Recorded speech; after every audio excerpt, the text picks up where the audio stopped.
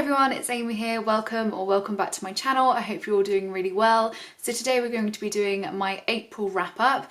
I read 15 books in April again. I don't quite know what's going on this year. I've never read this many books in a month before, so I'm feeling very happy. I think audiobooks are helping me out a lot with this. I'm getting through a fair few on my walks to work. So yes, let's jump into the books as we have a fair few to talk about. So as always, we'll be going from my lowest star rating up to my highest, and my first 3-star book goes to The Burning by Laura Bates. So this one is a YA that centres around a young girl that moves with her mother following the death of her father up to Scotland, and she moves to a new school, and we learn that she's had a fair few nasty things happen in regards to bullying and things being said about her in her previous school, and that's one of the reasons why she has moved. I thought the premise of this book was fine, the execution was fine. It was one of those YA books that almost felt like a bit of a stock YA book, like we were just ticking things off and there wasn't anything particularly that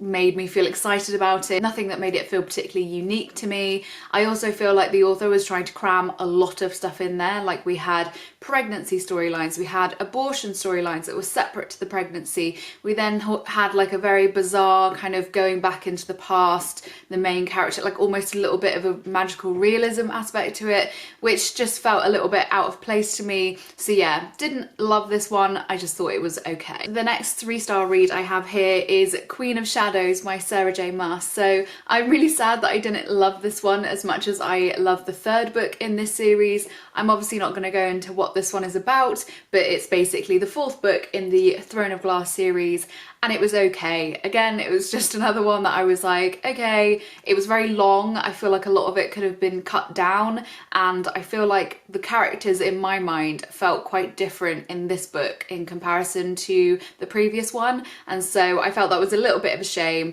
and it's making me feel a little bit reluctant about picking the next one up because I hope that I get that feeling back towards the characters again, so we'll have to see what happens in the next one. My next 3-star read goes to The Impossible Girl by Lydia Kang. So this again is another YA book, and it follows a young woman, I think it's set in around the 1700s, where grave robbing and people purchasing bodies for science purposes was rife, and our main character is a woman that does this. So by day she goes as a woman, but by night she dresses as a man so that she can lead a gang of resurrectionists, people who are basically finding bodies to sell. The resurrectionists are also looking for people who have very specific things to do with their bodies, so whether they've got some kind of deformity or something unique about them that then can get them more money if they sell it onto science.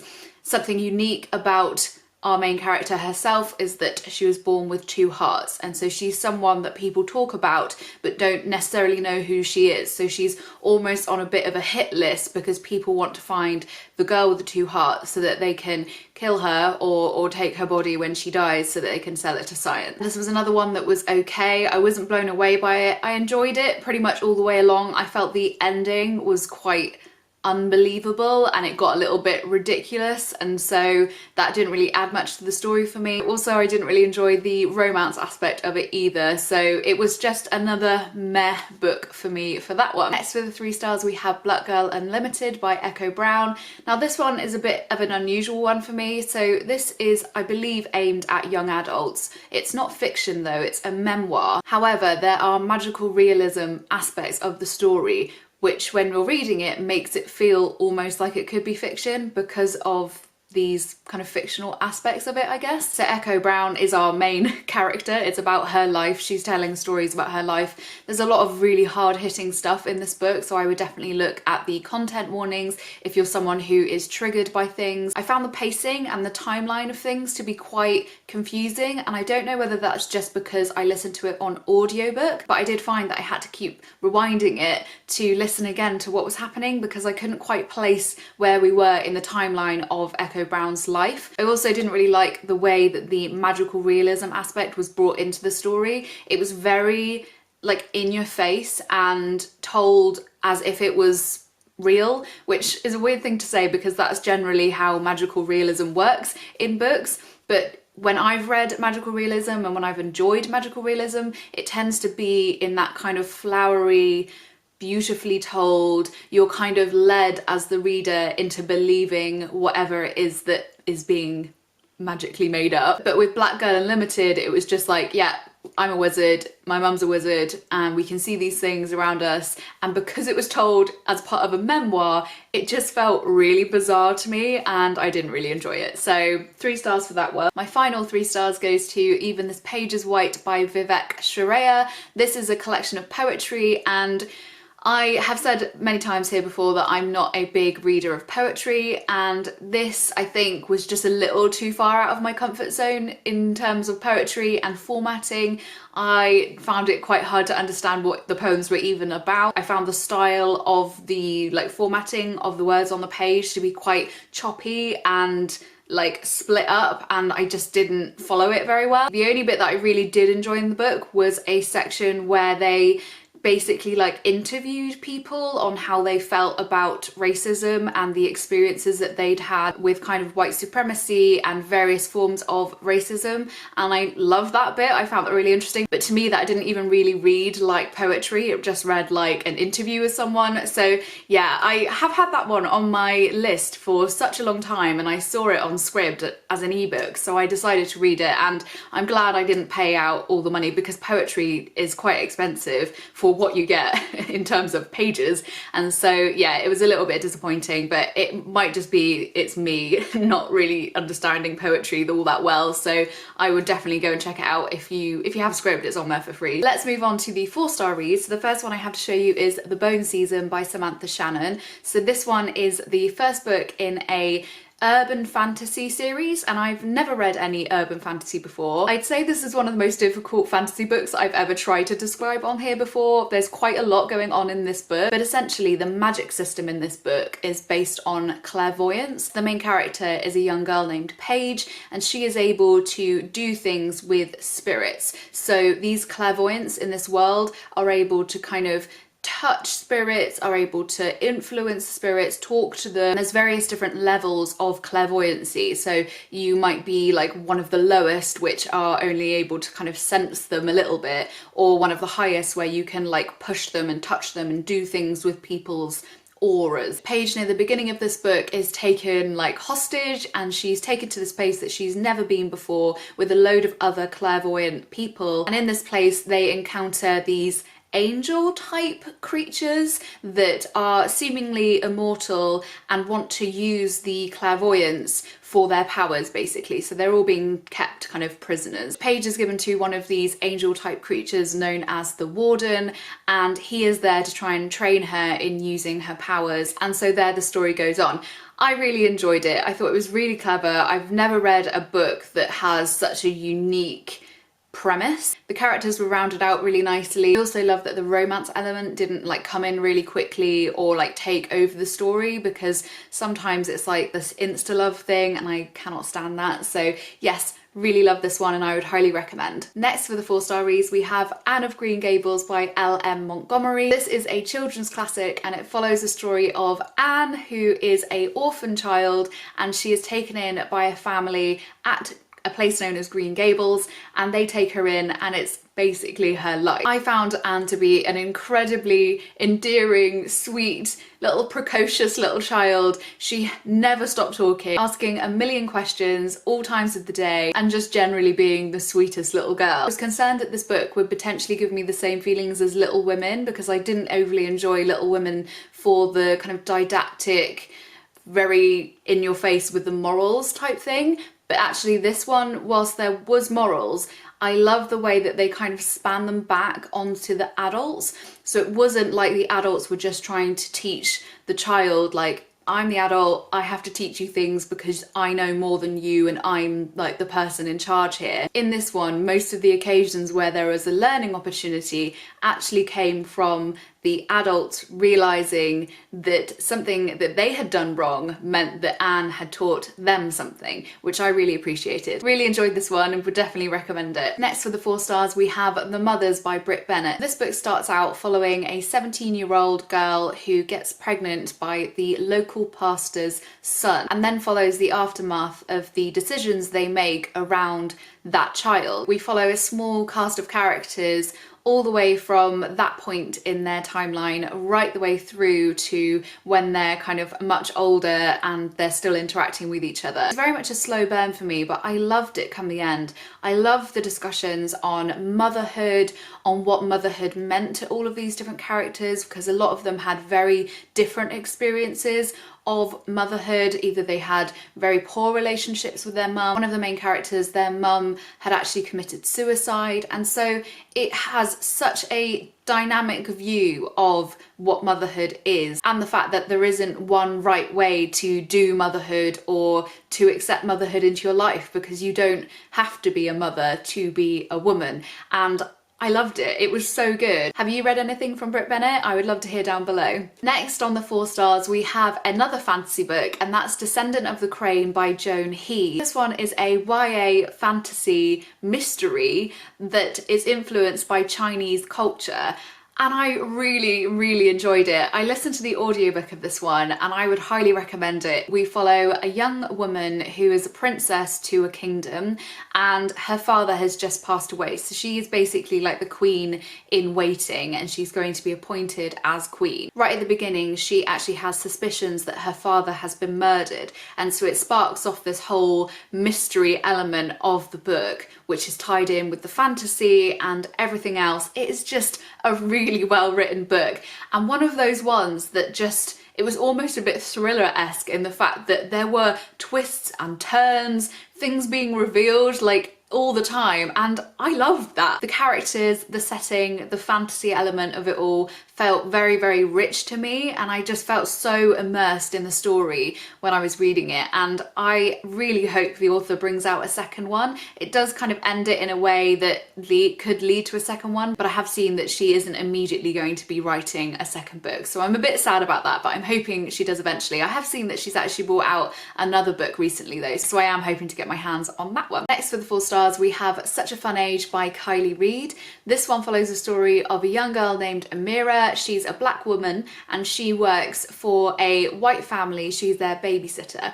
And at the very beginning of the book, she is apprehended in a supermarket because she has been accused of kidnapping the white child that she is actually babysitting. From there, we have a brilliant book that pulls apart the ideas of racism, of microaggressions, of unconscious bias that you may hold. And what I absolutely adored in this book was the dissection of the 2 white characters that were kind of surrounding Amira, our kind of main character. So we've got the boyfriend who's a white guy and the employer who's a white woman, and the way they interact with Amira was so incredibly interesting to me. Obviously, I believe these 2 characters were under the impression that they were behaving in Amira's best interest 100% of the time, when actually some of the stuff they were doing, I was just like, God, like, how do you think you can behave like that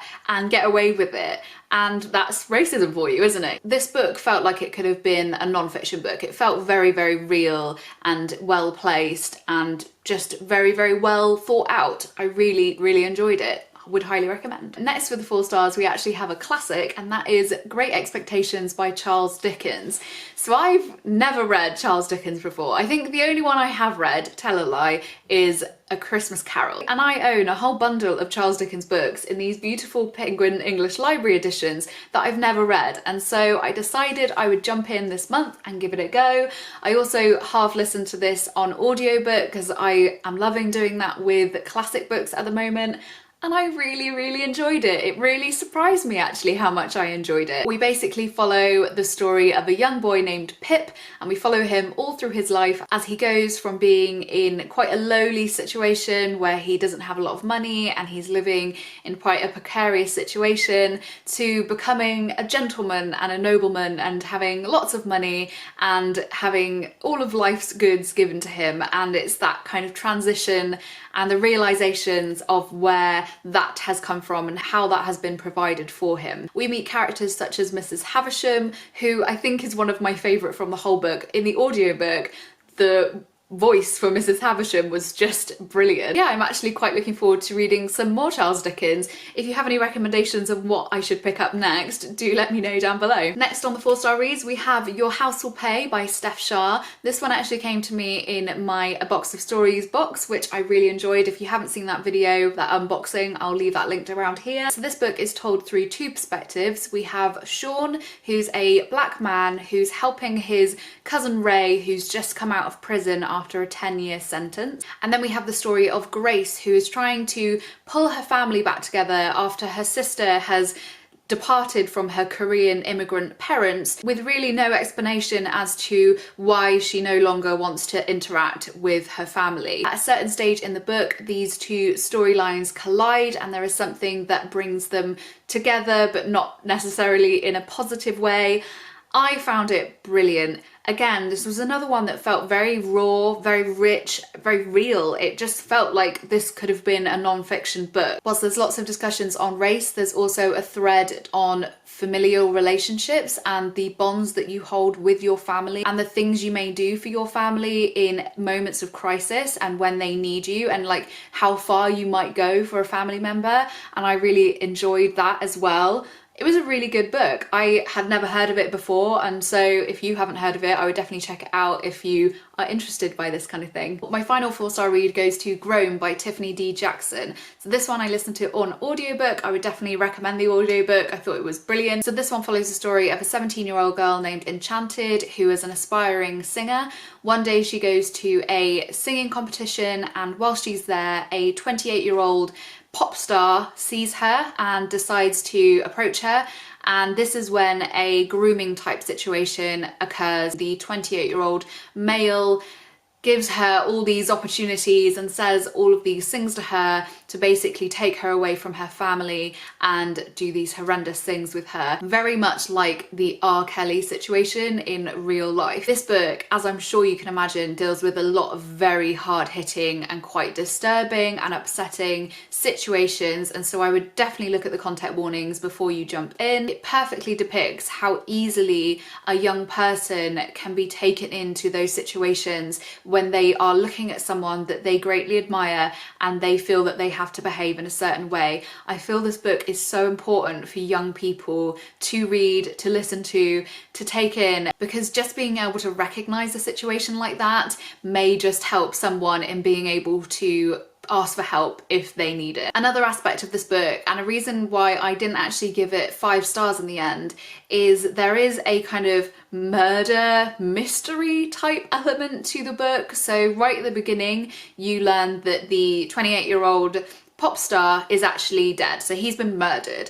So we then kind of flip back in time to when Enchanted is being groomed by him, and then present day where she is being faced by the fact that he is dead. I feel like that aspect of the story was fine. However, come the end, I felt like it got a little bit silly and that it kind of took away from the important discussions on grooming and all of this kind of stuff that had been laid out the whole way through the story. It just felt a little bit ridiculous at the end, and I didn't really enjoy that aspect of it. But other than that, I absolutely loved it, and I can't wait to read some more from this author. I've already got some like bookmarked ready. Moving swiftly on to the 5-star reads for this video, and my first one goes to When Breath Becomes Air by Paul Kalanithi. So this is my reread for the month. I'm trying to reread a book every month of the year, so I have read this one before. This is a non-fiction book written by Paul Kalanithi at a time when he discovered that he had inoperable terminal lung cancer. Paul Kalanithi had studied for an incredibly long amount of time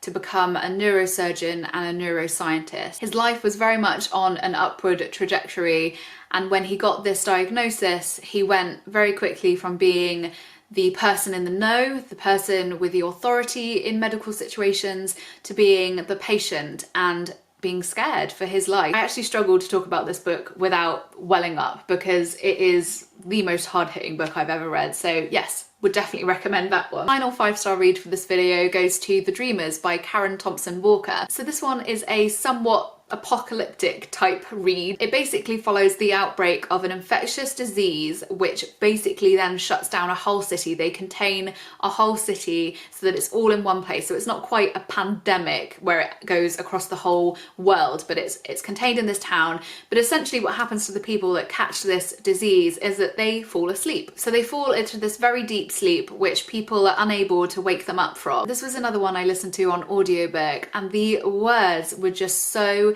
incredibly beautiful. I've got another book by this author upstairs and I'm going to be reading that one very soon because I feel like she may become a favourite author. It was beautifully told, beautifully imagined, but potentially one that you may not want to read in our current climate. I know that some people probably don't want to read things that are based around pandemic type situations, but weirdly enough for me, I seem to quite enjoy that. I seem to get a lot of hope and nice feeling out of that if it's a positive kind of end to the story, I guess. But yeah, really enjoyed that one. I would definitely recommend. So those are all the books that I've read in April. I would love to hear down below, have you read any of these? What did you read in April? Come and have a chat with me. As always, I will leave links to everything I've mentioned today down below. I hope you're all having a lovely day and I will see you soon. Bye!